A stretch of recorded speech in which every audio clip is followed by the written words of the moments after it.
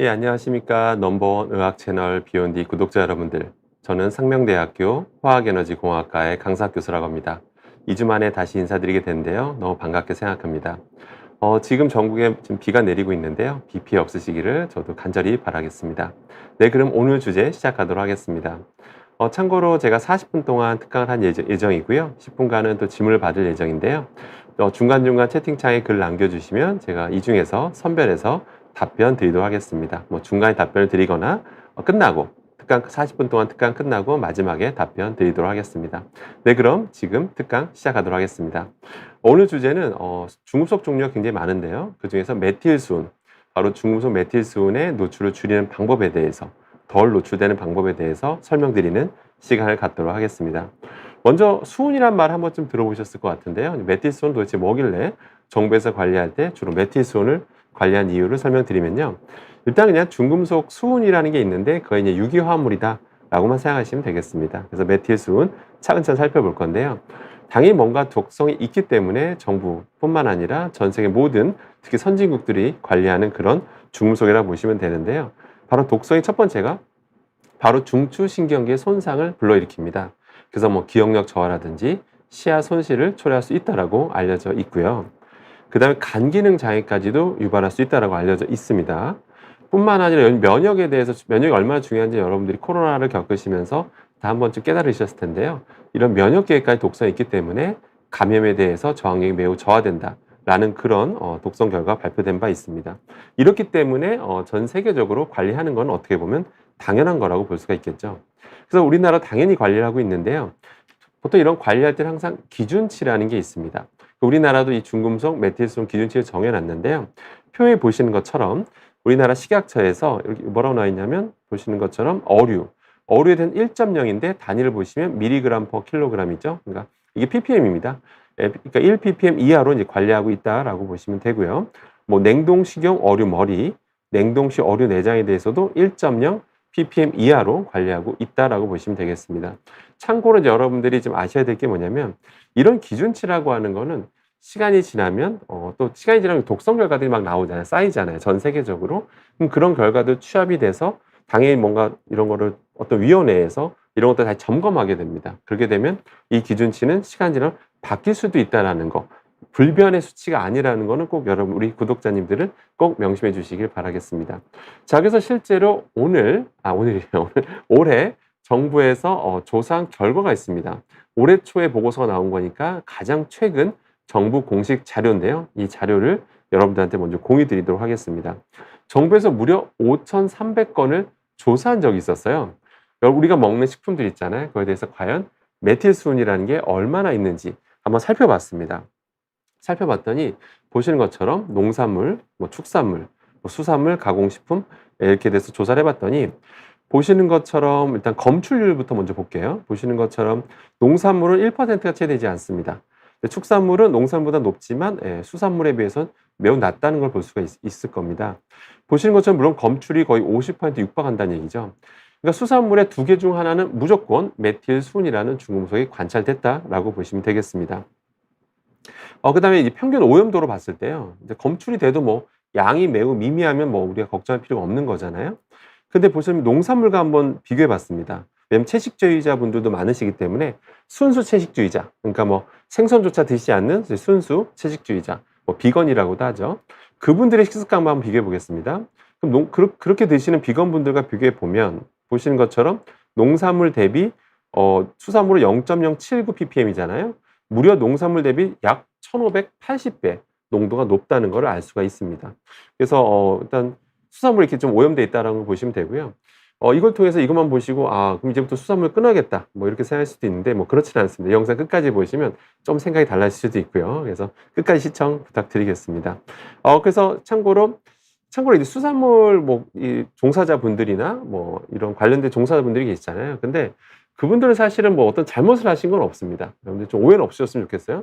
수산물이 오염된 게 어떻게 이분들 잘못입니까? 이거 뭐 어업에 종사하시는 분들께서 뭐 일부러 뭐 메틸수은을 넣어서 뭔가 오염시켰다든가 그런 건 절대로 아니고요. 그냥 바다가 오염됐기 때문에 그냥 수산물에서 이런 경우가 나온 겁니다. 지금 이 순간에도 뭐 중국뿐만 아니라 우리나라도 마찬가지고요. 중국이 어마어마하긴 하지만 우리나라도 제조업이 발달한 나라로서 우리나라도 이제 기준치에 맞춰서 계속 배출하고 있거든요.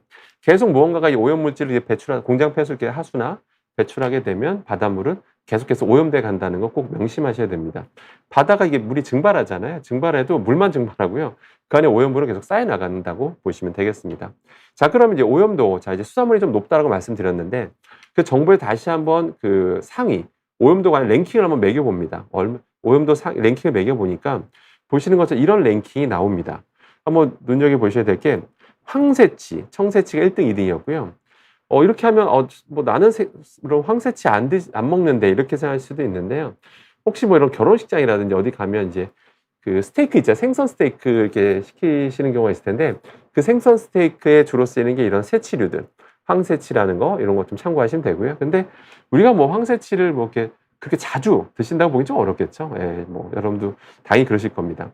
근데 제가 상어를 파란색으로 좀 체크를 해놨어요. 그 이유가 뭐냐면 이 영상을 보시는 구독자님들은 아니 나는 상어 같은 거 상어 고기를 먹어본 적이 없다라고 이제 생각하실 수도 있습니다. 예, 많은 분들이 그렇게 생각하시는데요. 근데 저도 그 예전에 나온 그 TV 탐사 프로그램을 보고 많이 놀랐는데요. 저도 당연히 그 탐사 프로그램이 뭐냐면 TV조선에서 나온 탐사 프로그램이었어요. 근데 우리나라 여러분 회덮밥 아시죠? 회덮밥 가끔씩 드시잖아요. 여름철에 뭐 시원하고 맛도 있고. 회덮밥 시중에 판매되는 회덮밥을 한번 이제 조사해 본 겁니다. 회덮밥에 쓰이는 회가 무엇인지 이게 살펴봤는데 당연히 회덮밥에 쓰이는 회들이 종류가 여러 가지잖아요. 뭐 광어도 쓰이고 뭐 여러 가지 쓰이는데 근데 거기에 그 탐사 고발 프로그램 보니까 꽤 많은 음식점에서 회덮밥집에서 이 상어를 가지고 회덮밥을 만든다는 사실이 밝혀져서 그게 좀 화제가 됐었습니다. 아마 모르시는 분들 많으신 것 같은데요. 상어 쓰는 게 뭐 불법도 아니고요. 예, 당연히 불법 아닙니다. 예, 근데 아무튼 상어가 쓰인다는 거 참고하시면 되고요.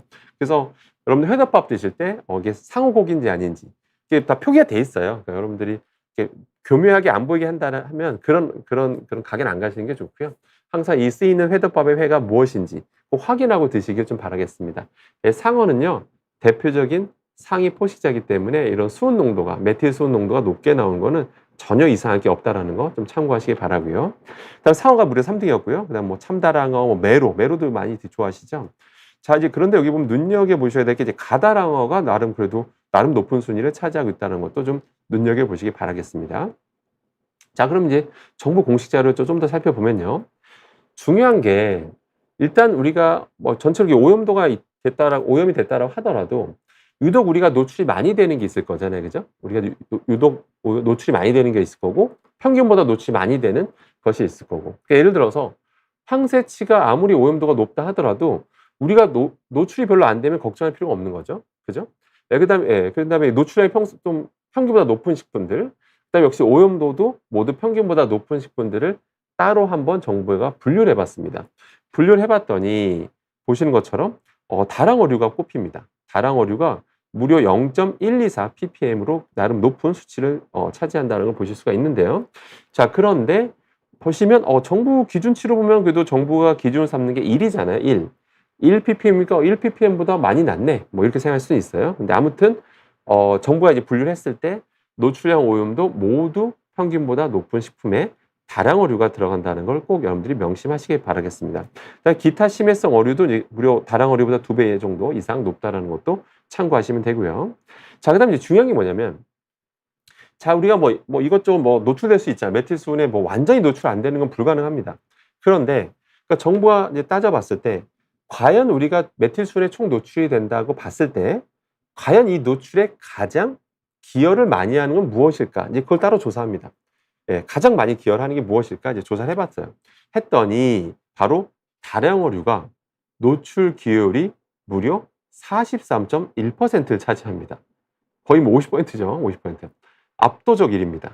그러니까 여러분이 그 메틸수에 노출돼 계시다면, 만약 오염돼 계시다면 그거에 기여한 게 누구라고요? 바로 다량어류라고 보시면 됩니다. 제가 한 게 아니라 정부가 조사한 자료라는 거 꼭 명심하시게 됩니다. 명심하시기 바라고요.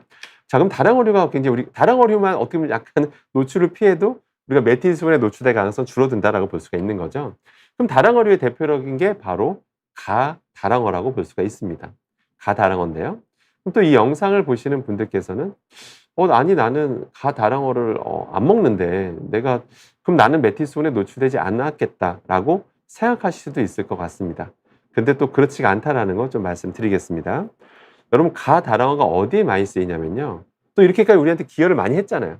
뭔가 우리 주변에 많이 쓰였다는 얘기죠, 식품에. 바로 뭐냐면 참치 통조림입니다. 참치 통조림을 주로 우리나라는 가다랑어로 만든다라는 거를 꼭 여러분들은 기억하시길 바라겠습니다.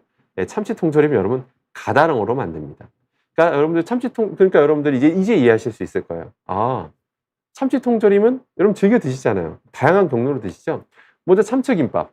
우리가 뭐 김밥 천국이 라는 데 가면 참치김밥 많이 드시잖아요. 예, 많이 드시고 정말 많이 드시고 라면이랑 또 드시면 맛있잖아요. 그다음에 뭐 우리가 뭐 김치찌개 끓일 때 참치 넣어서 먹으면 또 맛있잖아요. 그죠? 또 다른 거 할 때 뭐 샐러드 할 때도 참치 넣어도 굉장히 맛있고요. 참치가 정말 여기저기 요리에 많이 쓰이지 않습니까? 예, 특히 김치찌개 참치 넣으면 참 맛있습니다. 그죠? 예, 그래서 그러니까 우리가 노출 기율이 높을 수밖에 없다라는 거 여러분 꼭 명심하셔야 되겠습니다. 자, 그러면 참치 통조림에 제일 쓰인다라고 말씀드렸는데요. 그러면 한번 비교를 해봐야 되잖아요. 당연히 정부에서 한번 비교를 해봅니다. 비교를 한번 해봤어요. 했더니 일반 어류입니다. 일반적인 생선인데요. 생선의 메틸순 오염도를 한번 보세요. 0.016 ppm입니다. 자, 그런데 일단 그 참치 통조림 한번 보세요. 어류랑 한번 비교해 보세요.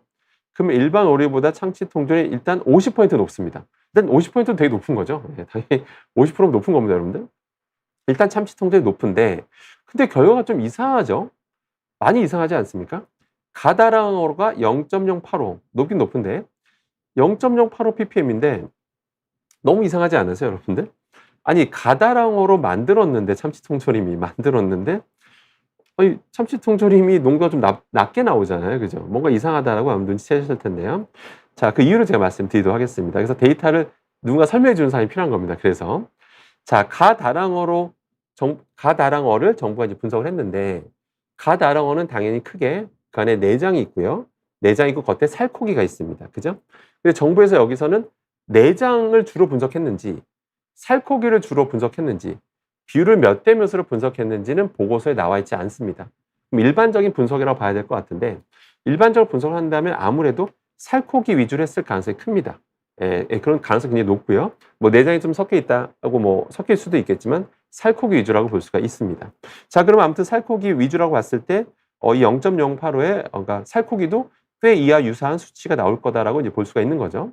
그럼 그 살코기를 만들었다면 참치 통조림도 비슷하게 나와야 되잖아요. 그죠? 근데 그렇지가 않죠.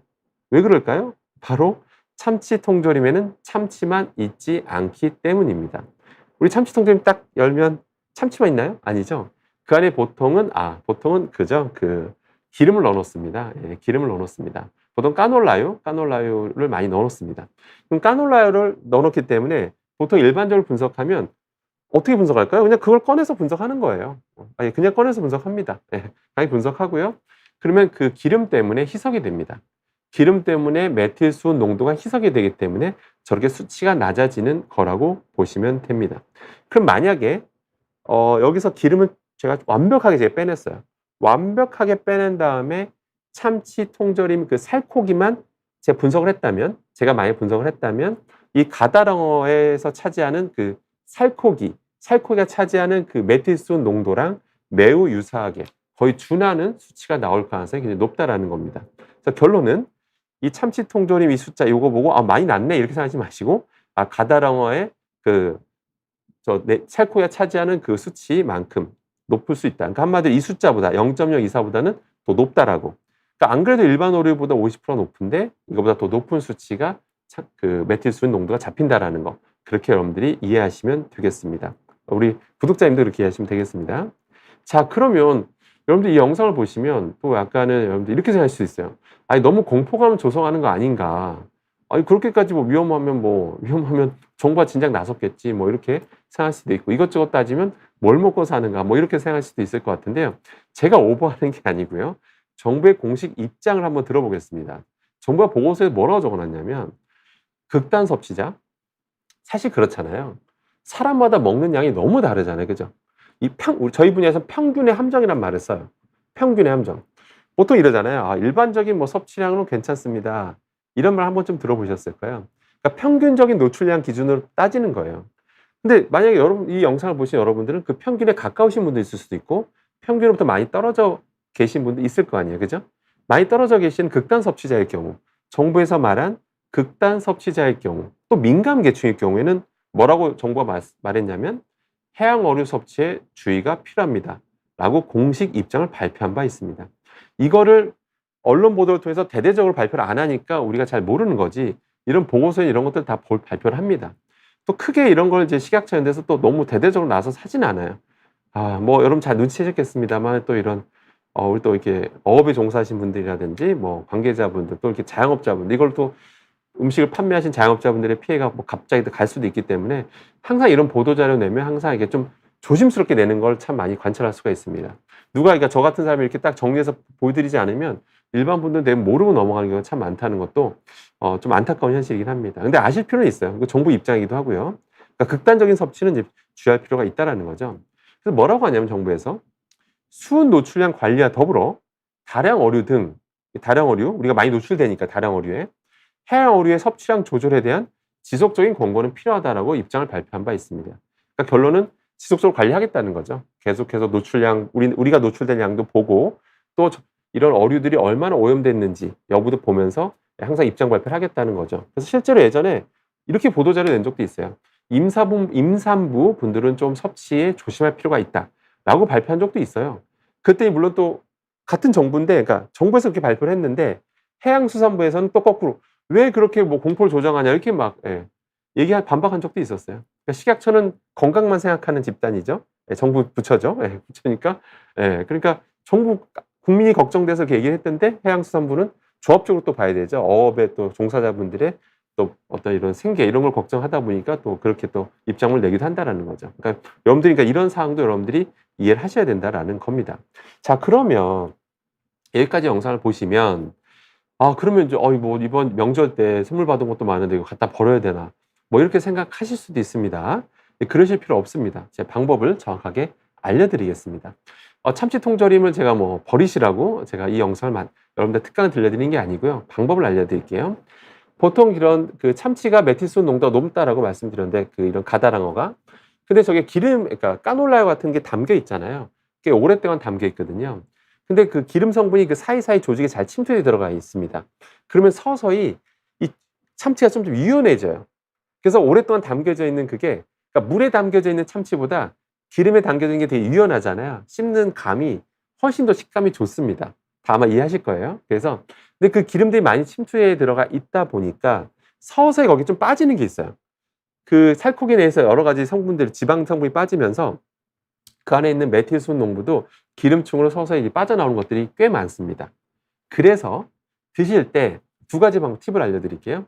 만약에 이것을 여러분들 집에서 드실 때 어떤 김치찌개에 넣으셨다라면 가급적이면 국물류보다는, 또 국물 안 좋다는 얘기는 다 이미 들어보셨잖아요. 그러니까 국물류보다는 그냥 건더기 위주로, 살코기 위주나 뭐 김치찌개는 뭐 김치 그냥 그냥 김치 그 내용물 그런 거 위주로 드시게 되면 상대적으로 이런 메틸수은 노출량을 획기적으로 줄일 수 있다는 거 꼭 명심하시기 바라겠습니다. 또 하나 또 팁을 알려드리면요. 이 기름층에 나름 그래도 꽤 많이 메틸수은이 넘어와 있기 때문에 얘를 한번 씻어서 드시는 거예요. 이 기름층을 한번 이렇게 씻어서 드시는 거예요. 물에다 이렇게 헹구시는 거죠. 기름 좀 버리시고 물에다 좀 담갔다가 좀 이게 풀어서 남아있는 기름층을 좀 빼내는 거죠. 이렇게. 물과 기름이 섞이진 않지만 물층으로 이게 에멀전 형태라고 해서 기름 성분들이 알갱이 형태로 이렇게 좀 둥둥 떠다니시고 나오거든요. 그래서 좀 헹궈내는 겁니다. 가끔 보면 아니 메틸수은은 물에 안 녹으니까 소용없지 않냐라고 말씀하시는 분도 있는데 그렇지 않고요. 이미 기름층에 좀 꽤 많이 메틸수은이 빠져나와 있으니까 기름 성분을 쏙 빼고 드시기를 추천드리겠습니다. 그러면 메틸수은 노출량을 획기적으로 줄일 수 있다는 거 우리 비욘디 구독자 여러분들은 꼭 명심하시기 바랍니다. 제가 안 좋은 것만 얘기했지만 이런 또 가다란 거 생선류의 또 장점들이 또 있잖아요. 당연히 먹으면서 우리가 먹게 되는 수많은 좋은 성분들도 있기 때문에 이런 거 드시더라도 좀 현명하게 드시는 게 좋다라는 거 꼭 명심하시길 바라겠습니다. 그래서 중간 결론하고 넘어갈게요. 중간 결론은 뭐냐면 우리가 가다랑어가 우리의 노출의 기여율 1위입니다. 약 43%, 거의 50% 육박하는 게 이 가다랑어라고 했는데 이것이 바로 참치 통조림이 쓰인다라는 거 꼭 명심하시고 좀 현명하게 드실 필요가 있다라는 거 꼭 기억하시기 바라겠습니다. 잠깐 질문만 두 개 받고 시작할게요. 참치 통조림을 대체할 식품이 있을까요? 라고 하셨는데요. 대체한다기보다 아까 말씀드린 방법대로 좀 약간 현명하게, 아까 말씀드린 방법 두 가지가 있죠? 그거 방법을 좀 활용하시기를 좀 추천드리겠습니다. 그 다음에 저스트 무직님께서 중금속에 대한 이야기가 요즘 많이 가라앉은 것 같은데 식품에 들어간 중금속이 몸에 많이 안 좋은가요? 네, 안 좋다고 알려져 있습니다. 그렇기 때문에 전 세계, 우리나라뿐만 아니라 모든 선진국에서 중금속 네, 관리를 하고 있고요.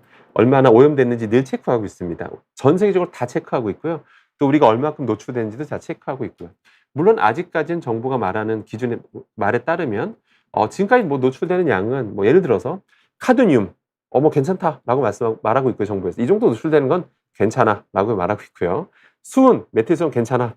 뭐 중금속 납 괜찮아라고 얘기하고 있고요. 그 외에 또 오염물질 종류 되게 많거든요. 그것도 다 하나하나는 기준치 이하라 괜찮아라고 말을 하고 있습니다. 정부 발표고요. 그에 대한 제가 추가 얘기를 좀 말씀드리도록 하겠습니다. 그렇게 단순하게 얘기할 수가 있는지 제가 차근차근 다음 영상에서 차근차근 말씀드리도록 하겠습니다. 아무튼 이런 중금속은 몸에 들어오면 왜 안 좋냐면요. 몸에 들어왔을 때 잘 빠지면 걱정할 필요가 아무도 없겠죠. 맞지 않습니까? 먹었는데 한 뭐 2, 3일 안에 다 배출된다. 변으로 배출된다. 그러면 아무도 신경 안 쓰겠죠, 중금속을. 근데 잘 배출이 안 됩니다. 배출이 안 되기 때문에 전 세계적으로 관리한다라고 보시면 되고요. 최대한 중금속에 노출되지 않도록 노력하시는 게 바람직한 생활 습관이다라는 거 꼭 기억하시기 바라겠습니다. 자, 그러면 이제 그러면 이 주제가 오늘 되게 중요합니다. 자, 그럼 이제 복합 독성에 대해서 말씀드릴까요? 아까 정부가 그랬죠. 메틸수은 기준치가 1이었죠. 1 ppm이었죠. 근데 지금까지 막 관찰되는 거 보면 다 뭐 가다란 것도 보면 뭐 0.1 ppm 막 이러니까 괜찮은 것 같잖아요. 근데 과연 그런지 지금 세계적인 흐름에 대해서 여러분들 제가 누구보다 빨리 여러분 어느 언론에서 본 적 없으실 겁니다. 누구보다 빨리 우리 구독자님, 우리 비욘드 구독자님들에게 말씀드리겠습니다. 바로 복합 독성에 대한 좀 설명을 드릴 겁니다. 최신 연구 자료를 갖고 왔습니다. 인바이러먼트 인터내셔널이라고 하는 아주 세계 저명 학술지고요. 여기 논문 내기 정말 어렵습니다. 논문이라는 게 내면 받아주는 게 아니에요. 저널에서. 정말 까다로운 심사를 거칩니다. 그래서 이런 데는 100편 내면 한 편 될까 말까요. 그만큼 어려운 저널이고요. 아주 따끈따끈한 2024년 8월 31일 날 온라인에 선공개됐고요. 아직 공식 번호는 아직 부여받지도 않은 그런 따끈따끈한 연구 자료입니다. 관심 있으신 분은 이 논문 직접 읽어보시기 바라고요. 이 내용이 좀 방대합니다. 그래서 제가 아주 일반 대중분들을 위해서 간략히만 요약해 드리겠습니다. 연구 배경, 이분들이 왜 연구를 했냐면 배경이 있어요. 기존의 화학적 위험 평가라고 하는 게 주로 단일 물질에 중점을 두고 있다는 거죠.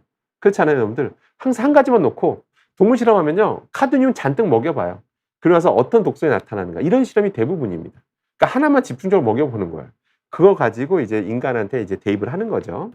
근데 생각을 해보세요. 근데 하나만 노출됩니까, 여러분들이? 아니잖아요. 당연히 다양한 화학 혼합물에 동시에 노출되고 노출되면 그리 우리 몸에 또 바로 안 빠진 게 남아있죠. 남아있으면서 우리 몸에 돌아다닌단 말이에요. 그러니까 종합적으로 봐야 된다는 거죠. 그죠? 종합적으로 봐야 된다는 걸 이 연구진이 얘기를 한 거예요. 이 연구진이 최초로 이런 얘기를 한 건 아니고 요즘 이런 게 추세입니다. 종합적으로 보고 있는 게. 그래서 이런 혼합물은 단일 물질에 대한 독성 평가만으로 예측하기 어렵다는 거예요. 너무 당연하죠. 예를 들어서 어떤 게 기준치 이하인 0.1, 0.1로 존재해요. 하지만 두 개 성분 다르죠. 이런 게 막 몇십 개 종류가 있어. 이런 게 있으면 서로 화학 반응이라는 걸 일으켜요. 그러다 보면 당연히 생각지도 못한 화학 물질이 생길 수도 있고요. 예상 못한 화학 물질이 있고 이게 종합적으로 인터랙션 하면 상호작용하면서 이것이 복합 독성을 일으킬 수 있다라는 거죠. 그러니까 단순하게 이렇게 예측할 수가 없다라는 거 하나하나 가지고는. 그러니까 종합적으로 실험을 해야 된다라고 보시면 되겠습니다. 그래서 이 연구진이 실험을 했다라는 겁니다. 그래서 이게 스웨덴 연구진이거든요. 그러니까 스웨덴에서 어떻게 했냐면 저도 이 연구를 배워 좀 많이 놀랐는데요. 성인 코호트, 그러니까 성인들 있죠. 성인들의 혈액을 분석한 거예요. 우리가 여러분 피 검사하면 뭐 검사하죠? 여러분 내과 가서 피 검사하면 뭐 이것저것 검사하죠. 중성지방 수치, 콜레스테롤 수치 뭐 이런 거 검사하잖아요. 근데 다른 거 검사 안 하거든요. 이 안 피 속에 어떤 걸로 오염됐는지 그런 건 검사 안 합니다. 그건 별도로 검사를 해야 돼요. 근데 뭐라고 했냐면 여기서 우리 피 속에서 관찰되는 오염물질을 찾아냅니다. 오염물질 종류가 너무 많은데 그걸 다 하지 못하니까 여기서 일단 24가지를 찾아냅니다. 24가지도 사실 적은 건 아니죠. 많은 거죠. 그러니까 스웨덴 사람들이니까 우리나라랑도 어떻게 보면 비슷하다고도 볼 수 있겠죠. 그래서 이게 일단은 뭐 또 종합적으로 보려면 너무 힘드니까 일단 스테로이드 생성에 미친 영향을 봅니다. 특히 에스트라디올 그리고 테스토스테론이라는 이런 스테로이드 생성에 미친 영향이 뭘까 한번 분석을 해봅니다. 그러니까 이런 게 몸에 오염됐으니까 이런 성분들을 가지고 이제 어떤 동물 실험을 해본 거예요. 했더니 자, 먼저 혈액 내 오염 물질이 24가지라고 말씀드렸잖아요. 근데 24가지를 다시 4가지로 분류를 했습니다. 뭐 좀 너무 복잡하게 돼 있는데 뭐 이건 정확히 모르셔도 되고요. 그냥 간단히 말씀드릴게요. 그냥 4가지로 오염 물질 다시 분류했다라고만 생각하시면 되고, 이거 하나하나 설명하면 이게 무슨 대학교 강의가 될 것 같아서 뭐 그냥 잘 모르셔도 되고 그냥 간단히만 이제 쉽게 설명드릴게요. 1번, 4번에 넘어갈게요. 이런 오염 물질이 있고요. 종류도 그냥 다양합니다. 근데 2번은 좀 눈여겨보실 필요는 있겠죠. 과부라물은 제가 예전에 다 말씀드린 적이 있습니다. 우리 몸에서 관찰이 되고 있습니다. 지금 이 영상을 보신 여러분 피를 검사해도 나옵니다. 이제 100% 장담할 수 있습니다. 여러분 몸속에도 PFOA, PFOS 이런 과부라물이 관찰이 되는데요. 그거 외에도 다양한 게 관찰이 됐죠. 참고로 정부에서 뭐라고 했었냐면 PFOA, PFOS에 우리가 노출된 건 맞다. 대한민국 국민이 노출된 건 맞다. 하지만 이 정도 노출된 건 괜찮아 라고 이제 발표한 바 있는데요.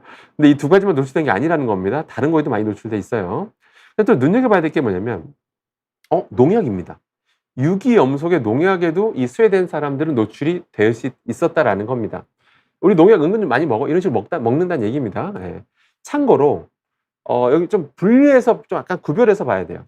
스웨덴 사람들한테 이게 나타났다고 해서 우리한테 이게 똑같이 나타난 건 아닐 수도 있어요. 뭐냐면, 유기염속의 농약이 종류 이 4가지가 나와 있는데, 이 4가지는 사실은 우리나라에서는 이게 안 쓰는 농약이거든요. 그러니까 유럽에서 난 농산물을 드셨다면 여기 유기염속의 농약에 노출됐을 수도 있죠. 그렇게 이해하시면 되고요. 근데 거꾸로 아니 스웨덴 사람들도 이렇게 농약에 노출돼 있는데 그럼 우리나라라고 노출 안 돼 있을까요? 아니겠죠. 우리나라도 허용된 농약이 있습니다. 당연히 허용된 합법 농약들이 있겠죠. 이분들이 이렇게 노출됐다면 우리 대한민국 국민도 당연히 농약에 노출돼 있을 거다라는 걸 우리도 쉽게 추정할 수가 있겠죠. 아무튼 우리가 은연중에 농약에 노출돼 있다는 거 보시면 될 것 같아요. 아무튼 이런 24가지 종류에 노출된 걸 확인했고요. 스웨덴 연구진은 이 24가지를 조합을 해요. 이것이 어떤 영향을 미치는지 조합을 합니다. 이게 섞어서 이제 동물 실험을 해봅니다. 했더니 어떻게 하냐면 되게 의미 있는 실험을 해요. 실제 인체 노출 농도를 이게 1배라고 적어놨어요. 1배, 1배입니다. 이게 무슨 얘기냐면 스웨덴 사람한테 노출된 그 농도 있죠. 다 하나하나면 다 저농도거든요. 근데 저농도면 다 괜찮다고 하잖아요. 하나하나는 다 괜찮다고 하잖아요. 근데 그거 저농도를 똑같은 농도로 합쳐요. 합칩니다. 그래서 혼합물을 만들어요. 그거를 몸에 동물 실험하는데 그걸 1배라고 합니다. 1배. 그다음에 그거보다 좀 농도를 높여요. 10배, 그다음 100배 농도로 이제 동물 실험을 한번 해봅니다. 했는데 주로 좀 여기서 눈여겨봤던 게 테스토스테론이라는 호르몬에 좀 더 눈여겨봅니다. 여기에 좀 영향이 좀 컸거든요. 테스토스테론이라는 호르몬 잠깐만 설명하고 넘어갈게요. 합성이 몸에서 만약 비정상적으로 증가하게 되면 남성의 경우는 어떤 일이 벌어지는지 이미 의학적으로 다 증명이 됐습니다. 보통 비정상적이라 하면 일반적으로는 의학계에서 보통 20%, 기준이 100이라면 뭐 100g이라면 예를 들어서 100mg이면 20%, 갑자기 뭐 120mg이 됐다라든지 이런 비정상적으로 증가가 되면 어떤 일이 일어나냐면 여러분 한번 보십시오. 여드름, 피부 문제 일으킬 수 있고요. 다음 머리카락 손실, 탈모 유발도 할 수 있다고 알려져 있고요. 그다음 뭐 기분 변화. 가끔 막 짜증날 때 있잖아요. 짜증나고 막 불안할 때도 있고 뭐 공격성이 증가할 때도 있잖아요. 그런 기분 변화에 영향을 줄 수 있고요. 실제 호르몬이 이런 영향이 미친다는 건 뭐 한 번쯤 들어보셨죠. 그러니까 장기적으로는 심혈관 질환 위험도 증가시킬 수 있다고 알려져 있어요. 또 심지어 남성에게는 불임을 유발할 수 있다고 알려져 있는 거죠. 그러니까 테스토스테론이 굉장히 중요한 호르몬이지만 비정상적으로 증가하면 안 된다는 거. 여러분 한 번쯤 들어보셨을 거예요. 그다음에 여성한테는 어떤 일이 벌어질까요? 여성한테는 보니까 여성에게는 남성형 탈모가 일어날 수도 있다고 알려져 있고, 다모증, 유독 좀 털이 많이 자라는 그런 거, 생리불순, 심지어 목소리 변화, 뭐 근육량이 비정상적으로 증가한다든지, 또 배란을 방해해서 불임 유발 가능성을 일으킬 수 있다라는 그런 연구 결과도 있습니다. 그러니까 한마디로 테스토스테론이 비정상적으로 증가하는 건 안 좋다라는 거 여러분들 이해하실 수 있겠죠. 근데 아까 기준치 한 보통 20% 넘어야 된다고 말씀드렸죠. 자, 근데 실험 결과입니다. 자, 실험 결과 돌아올게요. 자, 이 연구진이 어떤 엄청난 결과를 찾아내냐면요. 정말 충격적인 결과를 발표합니다. 저도 너무 놀랐고요. 특정 혼합물. 그러니까 아까 우리 인간한테 발견됐던 그 조합 있죠. 그 조합에 가지고 이제 섞은 거예요. 섞었는데 여기서 중요한 건 1배 농도. 그러니까 아까 몸에서 관찰된 농도 그대로 그 농도 아주 저농도라고 했던 그 농도 섞어가지고 몸에다 그러니까 동물 실험했더니 충격적인 결과가 나옵니다. 테스토스테론 합성이 그 동물에서 10일에서 무려 15%를 증가시켰다라는 충격적인 결과가 나옵니다. 그럼 충격적이지 않습니까? 왜냐하면 이런 독성 물질, 유해 화학 물질만 가지고 최대 15%가 증가시켰다라는 거예요. 이게 두 가지 측면에서 굉장히 시사한 바가 큰데요. 여러분들, 우리가 안 그래도 평소에 뭐 스트레스라든지 운동 등을 통해서 뭐 그런 거에서도 몸은 테스토스테론 수치가 변할 수 있다라고, 그러니까 합성되는 게 바뀔 수 있다라고 알려져 있는데, 하물며 그런데 이런 오염물질 자체가 15% 증가시킨다라고 하면 우리가 다른 요인에서도 증가하는데 이게 덧붙여서 시너지를 내서 아까 말한 비정상적 20%를 넘어설 수 있게 한다라는 거죠. 그래서 이 결과가 굉장히 충격적인 결과라는 겁니다. 더 충격적인 건 뭐냐면 지금 이 여러분 연구진은요, 다 한 게 아니에요. 여러분 실험을 다 한 게 아닙니다. 수많은 조합 중에서 일부 해본 겁니다. 제가 아까 말씀드렸죠. 아까 스웨덴 사람들 피에서 발견된 24가지 오염물질이 여러분 이 사람들 다 이거 말고도 중금속도 있어요. 여러분 중금속. 중금속 말고도 그 외에 유해 화학물질 되게 많습니다. 그거에 대한 조합은 다 따져보지도 못했어요. 그렇게 하면 경우의 수가 너무 많아서 그 경우의 수가 천문학적인 수치로 막 늘어나니까 할 수가 없잖아요. 결과를 뽑아낼 수가 없어서 일부만 가지고 한 겁니다. 했는데 이런 결과가 나왔다는 거는 더 충격적인 결과가 나올 수도 있다는 겁니다.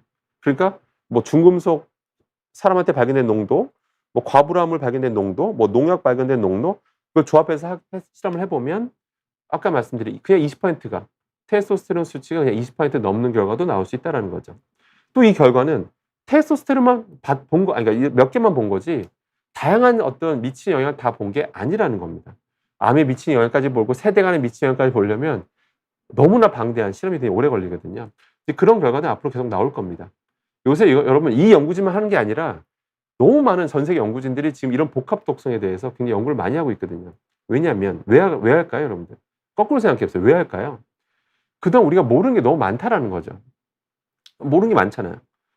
제가 뭐 여러분들 뭐 이 영상을 보시는 분들 많으실 텐데요. 영상을 보시는 분들께서도 친척들, 가족분들에서 뭐 암 환자라든지 뭐 심혈관 질환, 뇌혈관 질환자분들, 뭐 당뇨 질환자분들 이런 분들 계시면 병원을 가면 우리가 진단을 받잖아요. 당뇨입니다. 암입니다. 뭐 진단을 받잖아요.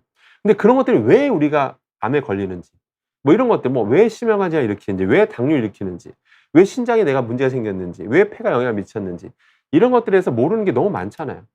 병원 가면 진단은 정확히 내리지만 이게 정확히 왜 내가 내 가족이 그런 걸 우리가 진단을 받았는지, 왜 그런 병에 걸렸는지 명확히 모르는 경우가 지금 훨씬 더 많다라는 거죠. 여러분 아마 이런 경험 한번 해본 적 있으실 거예요. 딱 진단을 받습니다. 뭐 예를 들어서 뭐 대장암입니다. 뭐 암입니다. 그러면 내가 왜 이런 암에 걸렸습니까? 질문 드려보면 그 짧은 그 진료 시간 동안 그걸 알려줄 수 있습니까? 정확한 다른 종합적인 분석을 해봐야 되잖아요. 근데 그렇게 분석을 하기 어렵잖아요, 사실은. 그러다 보니까 이런 수많은 전 세계 학자들이, 연구진들이 그럼 왜 이런 우리가 뭐 암에 걸린 이유가 뭘까? 예를 들어 심혈관 질환을 일으키는 건 뭘까? 신장의 문제 일으키는 건 뭘까? 이런 것들에 대해 왜 우리 몸에서 테스토스테론이 왜 비정상적으로 증가하기도 하는 걸까? 우리 몸에서 다양한 증상들, 탈모는 왜 일어나는 걸까? 그동안 그냥 단순히 그냥 유전이라고만 봤잖아요. 근데 그런 것들에 미친 영향들을 이제 하나하나 찾아 나가려고 하고 있는 거예요. 그러니까 인체의 비밀에 대해서 하나하나 지금 찾아 나가려고 하고 있다라는 겁니다. 그래서 이런 복합독성 연구 결과들이 앞으로도 계속해서 많이 나올 겁니다. 이해되시겠죠? 이런 걸 보면 여러분들이 눈치채셨을 거예요. 왜 소식하시는 분들이 왜 건강하게 오래 사시는지를 여러분들 쉽게 이해하실 수 있을 겁니다. 지금도 이렇게 오래 사시는 분들 보면, 그잖아요. 오래 사시는 분들 보면, 이렇게 예전에 그 오키나 장소 분들 제가 예시를 많이 드는데요. 지금 말고요. 예전에 명성을 일으켰던 그 세대 분들 이렇게 보면, 비결 보면 별거 없잖아요. 끊임없이 움직이는 거 외에도 계속해서 기본적으로 적게 드신다라는 거죠. 지금도 막 오래 사시는 분들 이렇게 막 그런 그 자료들 보면 항상 공통점이 있어요. 기본적으로 뭐 긍정적으로 스트레스 안 받고 긍정적으로 사는 거 이런 것도 있지만 기본적으로 먹는 양이 굉장히 적다라는 것도 여러분들 쉽게 아실 수가 있죠. 그러니까 기본적으로 먹는 양이 줄어드니까 오염물질 먹는 양도 아무래도 줄어들 수밖에 없다라는 거죠. 그러면 아까 오염물질 간의 어떤 시너지 효과 내는 것도 아무래도 영향을 덜 받을 수밖에 없다라는 겁니다. 이해되시겠죠? 자, 그래서 시사점은 또 이 연구에서 뭐라고 시사를 하고 있냐면 아까 피부 비약한 이런 오염물질입니다. 그런 오염물질의 그 혼합물들이 여기서 시사하는 바 매우 낮은 농도에서도 그동안 많이 노출되면 위험하다고 했지만 그게 아니라 낮은 놈들끼리 섞여 있어도 내분비교란 결국 유발했다라는 겁니다. 그 다음에 제가 아까 제 말씀 안 드렸는데 또 다른 시험도 했었거든요. 했는데 세포 생존율에도 영향을 미치더라. 심지어 세포 생존율에도 영향을 미칩니다. 그러니까 다시 말씀드리지만 이 연구진이 밝힌 거는 극히 일부입니다. 극히 일부라는 거. 다른 것까지 이제 암에 미치는 영향까지 다 보겠죠, 이제. 예, 그런 결과도 이제 점점 나올 거니까 여러분들은 그때 연구가 나올 때마다 제가 뭐 소개해 드리겠습니다만은 그때 가서 이제부터 조심해야지 이렇게 생각하지 마시고 미리미리 이렇게 좀 결과 나오는 것들, 그러니까 유해성이 발견되는 것들은 최대한 노출을 최소화하시는 게 바람직하다라고 보시면 됩니다.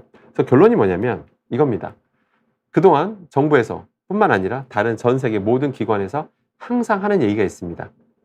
지금까지 뭐 이런 독성들이 나오고 있는데 뭐 수은, 뭐 카드뮴, 납, 뭐 과불화 화합물, 뭐 벤조피렌 같은 뭐 여러 가지 pH라든지 뭐 HCA 이런 유해 화학 물질들, 그 외에도 뭐 농약들, 그 외에 또 수많은 것들 많습니다. 정말 많고요. 또 뭐 다이옥신이라든지 수많은 것들에 대해서 한번 여러분들 오늘 한번 보도자료를 한번 검색해 보세요. 각각에 대해서 보도자료를 하나씩 한번 살펴보시기 바라겠습니다. 그러면 항상 나오는 단어들이 있습니다. 우리가 오염되어 있는 건 맞다. 그런데 다들 우리가 인체 노출 안전 기준 그거에 미쳐서 따져보니까 다들 기준치 이하이기 때문에 괜찮다. 이렇게만 돼 있다라는 거 꼭 여러분들이 눈여겨보시기 바라겠습니다. 하지만 그 기준치라는 건 뭐라고요? 시간이 지나면 시대에 따라서 바뀌어 나간다라는 거 꼭 기억하셔야 됩니다. 지금 이런 복합 독성 결과들이 계속 나오고 있습니다. 제가 오늘 보여드렸잖아요. 나는 굉장히 충격받았거든요. 이런 충격자가 나왔죠. 이제 시작입니다. 제 예전에 다른 특강 보셔도 아마 보셨을 텐데요. 이거 말고도 이건 많아요. 여러분들 이미 나오고 있는 것들이 많습니다.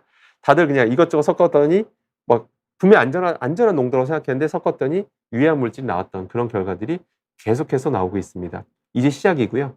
본격적으로 이제 진행이 되고 있습니다. 그러면 이런 복합 독성 결과 쫙 쌓이면 정부에서 이제 모여서 위원회를 통해서 이제 기준치를 바꾸겠죠. 그동안 1.0, 뭐 메틸수은 1.0이 안전하다고 생각했는데, 근데 이게 다른 거랑 같이 뭐 다른 중금속 카드뮴가 있었더니, 중금속 납이랑 같이 있었더니, 뭐 다른 벤조피렌과 같이 있었더니, 다른 농약 성분과 같이 있었더니, 확실히 독성이 증가하더라. 이거는 1.0 가지고는 안 되겠다. 이거는 뭐 예를 들어 0.5 또는 0.3, 0.1로 낮춰야 되겠다. 그런 식으로 나오는 날이 올 수도 있습니다. 심지어 이럴 수도 있어요. 다른 나라가 먼저 치고 나가는 경우도 되게 많습니다. 그러니까 다른 나라에서 예를 들어 유럽이 되게 엄격하거든요. 유럽이 먼저 치고 나가요. 예를 들어서 뭐 메틸수은을 우리 이제 0.1로 낮추겠다. 0.1로 낮추겠다. 그럼 이제 미국에서 보통 또 그 다음에 미국이 우리도 0.1로 하겠다. 그러면 그제서야 우리나라도 언론 막 뉴스에 다루거든요. 뭐 유럽이나 미국이 이러니까 우리도 이제 뭐 해야 되는 거 아니냐. 뭐 그런 얘기들이 나올 수 있습니다. 그럼 그때 우리나라도 이제 0.1로 낮추겠다. 라는 말이 나올 수 있거든요. 그러니까 그때 가서 또 대비하지 마시고 항상 여러분들 미리부터 조심하시는 게 좋고요. 그래서 결론은 뭐냐? 일단 자꾸 이제 수산물들이 오염돼 가는 거는 이제 수산업 종사자분들 잘못이 아닙니다. 지금 바다가 지금 전 세계 공장들, 중국, 뭐 한국, 대만, 일본, 뭐 인도네시아, 뭐 베트남, 뭐 지금도 계속해서 오염물질이 바다로 흘러나오고 있고요. 그러면서 계속해서 오염도가 낮아질 일은 없습니다. 왜냐하면 축적되는 개념이거든요. 이해되시죠? 지금도 배출량을 줄여도 계속 들어가잖아요, 바다로. 그러면 여러분들 아까 말씀드렸죠. 물이 증발하면 H2만 증발해요. 거기는 오염물들은 거의 그대로 있습니다. 계속 오염돼 가다 보니까 거기서 탄생한 수산물들이 당연히 이런 오염되어 있는 거는 이상할 게 없다라는 거죠. 그래서 이런 오염도는 계속 높아질 수밖에 없다라는 거 꼭 명심하셔야 되고요. 그럼 첫 번째, 그럼 여러분들 드리고 싶은 말씀이 뭐 또 공포감. 이제 막 이런 이게 자꾸 발견되면 막 공포감이 생길 수 있죠. 이것도 먹으면 안 되고 저것도 먹으면 안 되고 이렇게 생각할 수가 있는데 그렇지가 않습니다. 적어도 독성이 발견되고 있는 결과도 있죠. 뭐 과불화물, 중금속, 뭐 농약이라든지 뭐 벤조피렌 여러 가지 것들에 대해서 각각의 위험성이 발견되어 있는 것들은 가급적이면 노출을 최소화하는 게 좋습니다. 제가 자꾸 고온에 튀긴 거 탄 거 이런 거 제가 자꾸 말씀드리거든요. 그러니까 그런 거 안 드시려고 노력하시면 된다라는 거예요. 수산물 가급적이면 드시지 말는 게 아니라 또 먹으면서 얻는 이점도 있잖아요. 근데 좀 이게 적당량을 드시는 게 좋다라는 거죠. 그러니까 기본적으로 소식을 좀 생활하시기를 좀 추천드리는 겁니다. 그렇게 하시면 됩니다. 그러니까 기본적으로 소식 최소화하면 된다라는 거. 그다음에 조리하실 때 좀 조리법들을 좀 이렇게 약간 좀 현명한 조리법들. 아까 뭐 고온에 튀긴다든지, 뭐 기름에 튀긴다든지, 고온에 굽는다든지 아까 참치통조림 드시더라도 약간 좀 기름을 빼고 드신다든지 이런 현명한 조리법들을 생활하시면 된다라는 거 그렇게 기억하시면 될 것 같습니다. 자 그러면 좀 제가 드리고 싶은 말씀 다 드렸고요. 자 그러면 질문을 받고 예, 마무리 짓도록 하겠습니다. 10분간 좀 질문 드리도록 하겠습니다. 먼저 홍영수님께서 혹시나 해서 여쭤볼게요. 연어는요. 예, 뭐 정도의 차이고요. 다 정도의 차이고 기본적으로 오염도는 기본적으로 다 오염이 돼 있다라고 이제 보시면 됩니다. 그냥 정도의 차이라고만 이제 보시면 될 것 같고요. 연어 관련해서도 좀 나중에 자세히 좀 말씀드리도록 하겠습니다. 그래서 기본적으로 수산물은 기준적으로 아까 보셨잖아요. 예, 뭐 기본적으로 절반 정도는 뭐 메틸수만 봐도 오염이 돼 있다라고 보셨고요. 그다음에 수산물 같은 경우는 그 과불화물 요새 전 세계적인 이슈죠. 최근에 SBS 뉴스에서 2번이나 다뤘습니다. 과불화물도요. 수산물이 우리나라가 또 유독 높습니다. 검출률이. 유럽보다 대한민국이 과불화물이 더 많이 검출이 돼요. 수산물에서. 심지어 어떤 과불화물은 거의 90%에 육박하는 그런 검출을 보인 바가 있습니다. 그런 게 들어오면 몸에 잘 안 빠집니다. 몸에서 절반으로 줄어드는데 5년 넘는 것도 있어요. 그러니까 여러분들 10mg 들어왔어요. 예를 들어 10mg 들어왔어요. 그게 5mg으로 줄어드는데 5년 걸려요. 5mg이 2.5mg 되는데 또 5년 걸려요. 그 다음 또 계속 우리가 또 먹잖아요. 계속 쌓여 나가는 거죠. 이런 것들이 또 복합 독성 계속 발견돼 나가고 있으니까, 예, 그러니까 당연히 그때 발견되고 나서 우리가 조심하면 안 된다는 얘기입니다. 그러니까 평소에 섭취량을 좀 조심하시는 거 좀 좋다라는 거 좀 기억하시기 바라고요. 그래서 겨우 생선 같은 거 그래서 저는 좀 갑자기 삶아 드시거나 탕으로 쓰신 다음에 탕으로 삶으신 다음에 그럼 좀 빠져나온 게 있거든요. 그래서 갑자기 그 삶은 다음에 그냥 그 살코기 드시는 거죠. 예, 그게 현명한 섭취법이라는 겁니다. 그러니까 국물을 갑자기 드시지 마시고요. 또 이런 이유를 떠나서 국물 좀 섭취량 줄이라는 거는 뭐 많은 전문가분들이 말씀드렸잖아요. 이제 그거대로 그냥 실천하시면 되는 겁니다. 그 다음에 보이저호님께서 또 어떤 질문 주셨냐면요. 오늘 주제와 다른 질문 드려 죄송합니다. 괜찮습니다. 화학 관련된 내용이면 제가 답변 드리겠습니다. 재활 치료 때 사용하는 짐볼의 재질이 PVC고 PVC가 아닌 짐볼 제품은 찾기가 어려웠습니다. 한 제조사에서는 공인 시험 기관 SEL에서 인증받은 거라 안전하다고 합니다. 안전한 PVC가 있는지 궁금합니다. PVC라고 하는 것은 기본적으로 유연하게 하기 위해서 가소제라는 걸 넣는데요. 나라별로 좀 차이는 있습니다. 어떤 나라는, 그러니까 우리나라도 그 푸탈레이트라고 하는 가소제를 넣는 게 불법은 아닙니다. 다만 그 푸탈레이트 종류도 많거든요. 넣어도 되는 게 있고 넣으면 안 되는 게 있고요. 그 다음에 다 기준치가 있습니다. 다 기준치하로 쓰게 돼 있고요. 그 다음에 또 그 친환경 가소제라고 불리는 것도 있어요, 심지어. 그런데 신기한 건 뭐냐면 최근에 논문 나온 거 보니까 우리가 친환경 ATBC라고 하는 어떤 친환경 가소제가 있는데 그 친환경 가소제도 안전한 줄 알았는데 그것도 뭐 독성 결과들이 최근에 또 새롭게 발견되는 것들이 있거든요. 그러니까 이런 가소제라고 하는 거, 그러니까 PVC에 들어가 있는 가소제는 가급적이면 먹지 않는 게 좋습니다. 그러니까 최대한 노출이 안 되는 게 바람직하다라는 겁니다. 그래서 우리 몸에 들어올 가능성 최소화하면 좋다라는 거 꼭 명심하셔야 되고요. 그래서 여러분들이 그 사용하실 때 PVC가 혹시라도 뭐 손에 묻는 거 이 정도는 괜찮아요. 왜냐면 그냥 손 닦으면 되잖아요. 그러니까 그건 괜찮은데 그다음에 혹시라도 이런 것들이 뭐 내가 뭐 손에 묻었는데 그걸 뭔가 집어 먹는다든지 이런 과정에서 뭐 들어올 수도 있고요. 그러니까 그런 건 조심하실 필요가 있죠. 최근에 어떤 뭐 병원에서 옛날 수액 같은 거 맞을 때도 PVC 막 소재 쓰는 경우가 있는데 요새 뭐 그런 거 쓰는 경우가 거의 없기 때문에 뭐 수액 같은 거 맞으실 때는 뭐 크게 걱정하실 필요는 없고요. 그래서 이게 몸에 유입될 가능성이 있는지만 보시면 되는 겁니다. 그래서 특히 또 오래된 그 PVC 제품 같은 경우에는 실제로 좀 이렇게 PVC 소재가 시간 지나면 노후화가 되거든요. 분해 현상을 겪다 보면 손을 만지는 과정에서 좀 이렇게 묻어 나올 수가 있긴 있어요. 그러니까 그런 걸로 뭔가 집어 드시지만 않으면 되는 거고 손만 깨끗이 이렇게 닦으시면 되는 겁니다. 그러니까 그런 관점으로 보시면 되는 거예요. 이해되시겠죠? 좋습니다. 자, 그 다음 또 질문 받도록 하겠습니다. 해피라이프님께서 친환경 제품을 사용하는 게 메틸수은 노출을 줄이는 게 도움이 될까요? 일단 메틸수은의 우리의 주된 노출원은 수산물입니다. 근데 수산물과 친환경 제품은 관련이 없죠. 예, 그렇기 때문에 친환경 제품 사용한다고 해서 메틸수은 노출이 줄어드는 건 아니라는 거 꼭 명시해 주시기 바라겠습니다. 근데 만약에 질문을 좀 바꿔보면요. 만약에 뭐 유기농 식품을 좀 많이 먹으면, 그러니까 유기농 식품 위주로 좀 드시면 좀 그래도 관련 좀 요즘 논란이 되는 농약들은 좀 노출을 피할 수가 있는 거 아닌가라고 질문 주신다면 예, 그건 맞습니다. 왜냐하면 아까 우리가 은연중에 농약에 노출되는 거 아까 스웨덴 결과 보셨잖아요. 그죠? 스웨덴 결과 보셨던 것처럼 우리가 은연중에 농약에 노출되거든요. 네. 완벽하게 농약을 완벽히 제거해서 먹으면 뭐 상관없겠습니다만 우리 식당에서 먹을 때 과연 식당에서 일일이 그 농약을 다 100% 제거했을지는 좀 의문이 되죠. 예. 뭐 아까 부스에든 보셨잖아요. 우리 노출되잖아요. 그런 것처럼 우리 노출될 가능성이 있다라는 거죠. 근데 식당 음식 안 먹는다 가정하고 우리가 집에서만 먹는다 가정했을 때 이런 유기농 제품 위주로 좀 드시면 유기농 인증을 받으려면 특정 농약을 못 쓰는 경우가 되게 많아요. 예, 그렇기 때문에 아마 유기농 식품 위주로 좀 드시는 것도 하나의 어떤 그런 약간 이런 유의할 수도 있는 그런 먹을 필요가 없는 그런 농약들의 노출에 조금 좀 최소화할 수 있다라는 것도 이게 구매하실 때 참고하시기 바라겠습니다. 암모나이트님께서 산업계나 정부에서 메틸수은 배출을 줄이려는 노력을 적극 하고 있다고 생각하시는지요? 조금 민감한 질문일 수도 있겠네요. 네. 참고로 뭐 이런 뭐 수은 같은 거 이런 이 바다가 오염되어 있기 때문에 아까 수돗물에서 나오는 건데 당연히 이런 뭔가 배출하기 위해서는 공장 폐수나 이런 것들 기준치라는 게 있습니다. 그러니까 버리는 거 자체는 불법이 아닌데 기준치에 맞춰서 버려야 돼요. 그러니까 희석시켜서 버리는 것 뿐이고요. 근데 뭐 우리나라뿐만 아니라 또 우리나라만 노력한다고 되는 것도 아니잖아요. 바로 옆에 나라 중국. 중국에서 과연 얼마나 이런 걸 관리를 잘해서 배출하고 있는지 여러분 들어본 적 있으신가요? 아마 못 들어보셨을 겁니다. 민감해서 언론에서 다루지도 않아요. 예, 민감한 문제죠.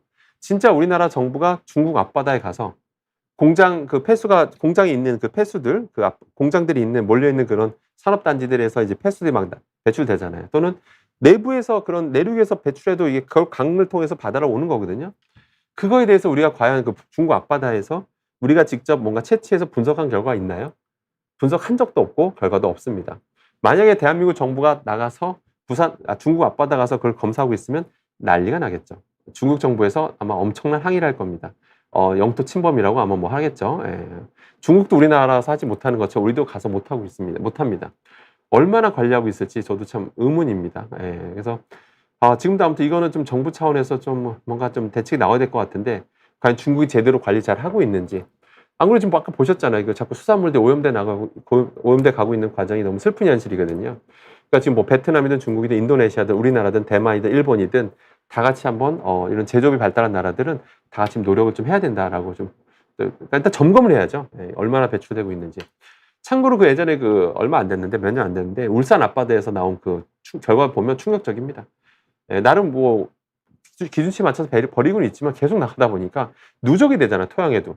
그 바다가 있으면 그 옆에 토양이 있잖아요. 이제 거기에 당연히 오염이 되잖아요. 서서히. 거기에 오염된 결과 보면 충격적입니다. 충격적입니다. 그러니까 그렇게 좀 오염돼 나오고 있기 때문에 좀 더 적극적인 좀 범정부적인 대책이 필요하다라는 것도 여러분들이 좀 참고하시기 바라겠습니다. 그다음에 저스트 무직님께서 다량어를 사용한 참치 통조림이 안 좋다고 하셨는데, 그러니까 안 좋다기보다는 이제 메틸순이 상대적으로 여기서 우리가 많이 노출된다는 거고요. 통조림 포장 자체는 크게 나쁘지 않은 걸까요? 중금속 외에도 발암물질 이슈가 있지 않았나요? 항상 뭐 이런 통조림 캔 자체는 이슈가 있습니다. 제 비욘디의 다른 영상에 보시면 거기서 나오고 있는데요. 그 통조림 그 캔 자체 그 내부 코팅제, 그건 뭐 전 세계적으로 늘 이슈입니다. 그 내부 코팅제로 제일 많이 쓰는 게 에폭시 수지라고 하는 화학물질로 이제 코팅을 하는데요. 그 코팅을 안 하게 되면 이제 캔이 이런 부식이 되겠죠. 그러니까 당연히 코팅을 해야 됩니다. 다이 코팅해야 되는 거고요. 근데 이 에폭시 수지를 뭐로 만드냐면 옛날에 BPA로 많이 만들었어요. 비스페놀 A로 많이 만들다 보니까 실제로 그 잔류하고 있던 BPA가 서서히 좀 용출되는 결과들이 있습니다. 실제 정부에서 실험한 결과도 있습니다. BPA가 검출돼서요. 그러다 보니까 이런 산업계에서도 이런 비스페놀 A 말고 다른 대체물, 그래서 비스페놀 S, 이름도 비슷하죠? 비스페놀 S, 일명 BPS라고 불리는 걸 가지고 만들기도 하거든요. 근데 문제는 BPS는 괜찮을 줄 알았는데 그런 것조차도 서서히 이제 용출되면, 그러니까 BPS 자체도 요새 독성 결과들 막 서서히 나오고 있습니다. 저는 연구 결과 좀 적고 그러니까 안전한 줄 알았는데 계속 시간이 지나니까 결과들이 나오더라고요. 그러니까 지금 그것도 마냥 안심할 수는 없습니다. 그렇기 때문에 그래서 BPS가 용출될 가능성도 있기 때문에, 그래서 결론은 기름층이 많이 떠다닌 거거든요. 그래서 이런 제가 팁을 알려드리면 참치 통조림을 드시지 말라는 게 아니라 반드시 이 기름 같은 건 좀 최대한 제거하고 드시기 좀 바라고요. 가급적이면 이런 좀 물로 헹궈서 드시는 것도 조금 이게 분명히 좀 도움이 된다라는 것도 꼭 여러분들이 명심해 주시길 바라겠습니다. 예, 아무튼 뭐 오늘도 많은 분들이 들어와 주셔서 성원해 주셔서 감사드리고요. 예, 아무튼 저도 너무 즐거운 시간이었습니다. 예, 앞으로 저는 또 그러면 또 건강하시길 바라고요. 저는 또 2주 뒤에 그러니까 10월 달에 아마 두 번째가 될 것 같은데요. 둘째 주 금요일 날 아마 오후 5시인지 확정은 아닌데 아무튼 두세 주 정도에 또 다시 인사드리도록 하겠습니다. 그때 다시 뵙도록 하겠습니다. 이상입니다. 감사합니다.